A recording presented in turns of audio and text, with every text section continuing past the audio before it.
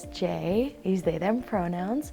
And I am heading to Mount Royal this upcoming year, and I'm going into a Bachelor of Arts. My name is Darren McKay, and I'm a program chair at Bow Valley College. First question is, how are things in post-secondary compared to high school? There are a lot of differences between accommodations in post-secondary and accommodations in high schools. So when you're in high school, the first thing is that you've got IPPs, you have special accommodations, and those are often teacher and school led with parent involvement and things like that. But it really does come from the teachers and the schools themselves. In a post-secondary, because students are adults, it's actually going to be a student-led process. So students are considered adults, of course, and so they have the responsibility to make sure that they have contact with their office that does accommodations to get the ball rolling.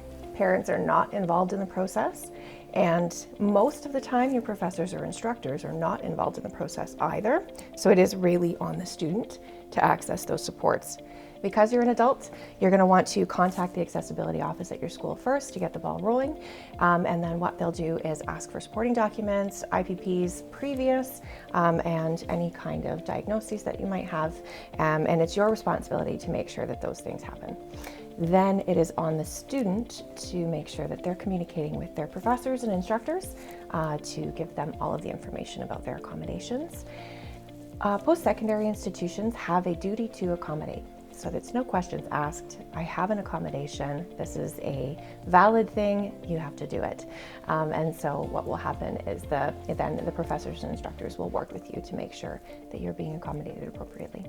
How and when do I access support services at post-secondary as a student with a disability? You have to make an appointment. As with most things at post-secondary institutions, you need to make an appointment with the appropriate advisor. So early contact is best. It should be done, if you know you're going to need supports, it should really be done in the application process. So every school has an office that works specifically towards student success.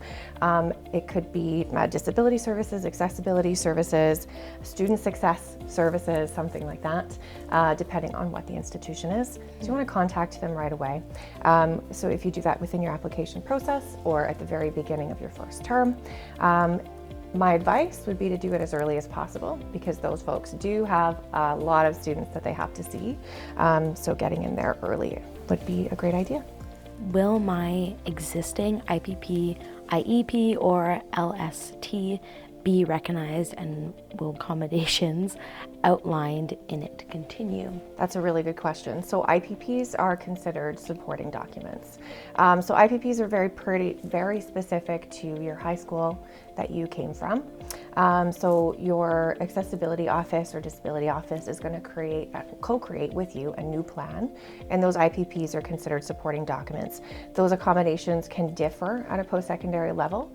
You may have different kinds of supports that you would need depending on the classes that you're taking.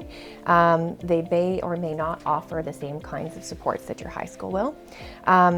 It's not a problem if you don't have an existing IPP or one from your last school.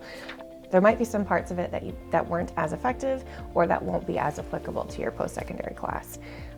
So you can bring it in and show it to the person that you're working with, but it will be a supporting document and you'll come up with a new plan together.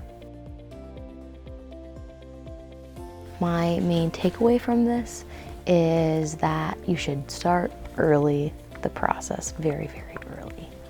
That was very informative. Thank you so much. Great. Thanks for your question.